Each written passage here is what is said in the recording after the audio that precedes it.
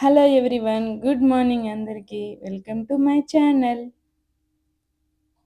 పైన ఆకాశం, కింద సముద్రం, మధ్యలో అలలు, శబ్దాలు. కళ్ళు మూసుకుని నిలబడితే అలలు నా పాదాలను తాకుతూ ఉంటే ఎవరు ఇష్టపడరు ఇలాంటి ప్రకృతిని. గవ్వలు, చేపలు, తాబేలు, ఉభయచర జీవులను సముద్రం దాచుకున్నట్లుగా మనిషి కూడా మనసులో ఎన్నో కథలను దాచుకుంటుంది.